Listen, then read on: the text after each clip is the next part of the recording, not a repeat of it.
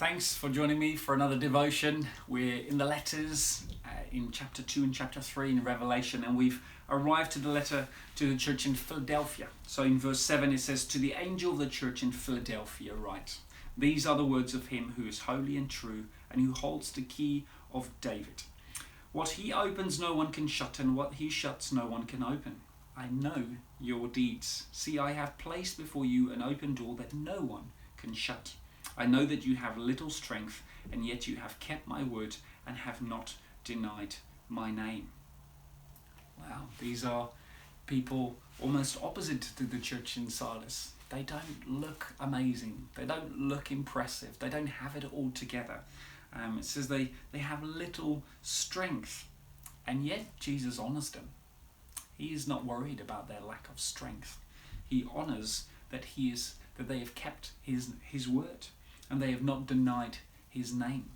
Now, I don't know about how you feel today, but often I don't feel very impressive. I look at the world around me and think, who am I? Little me.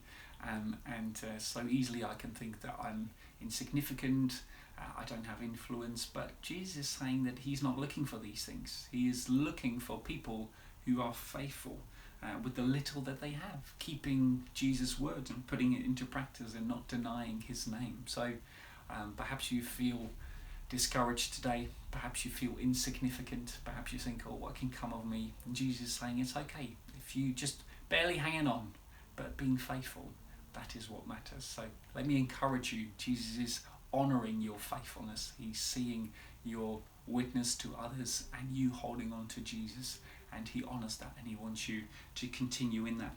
It says in verse 9, "I will make those who are of the synagogue of Satan, who claim to be Jews though they are not, but are liars, I will make them come and fall down at your feet and acknowledge that I have loved you." So we can see there's some opposition going on from the Jews, which puts them in danger with the Romans.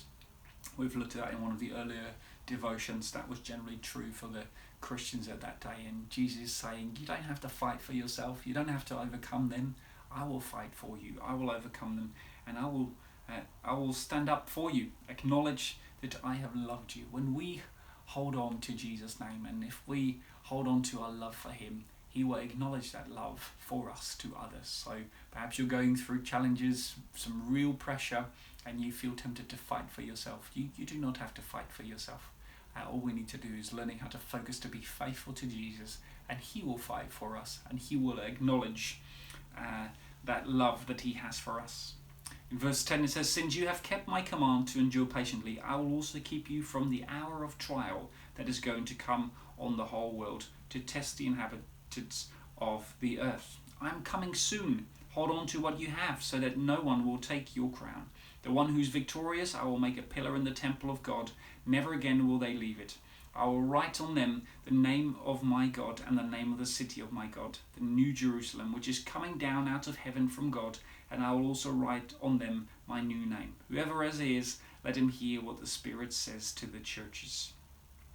So we can read, when we are faithful to that what we do have, hold on to what you have so that no one will take your crown, is a promise that we will receive that crown. Now, it's very easy to try and hold on to what you don't have, trying to wish things were different or trying to grasp for things that are not yours yet. But what Jesus is saying, make sure that you hold on to what you do have. What is it in your relationship with Jesus that you do have, that you do treasure? Well, I want to encourage you to hold on to these things and to ask Jesus, what are you saying through all of this? How can I use the little that I have to be faithful and be encouraged in that? Well, I hope you feel encouraged by that. Take some time to pray that through with Jesus. What are you saying to me? How can I live that out today? And I hope it will strengthen you for this current day.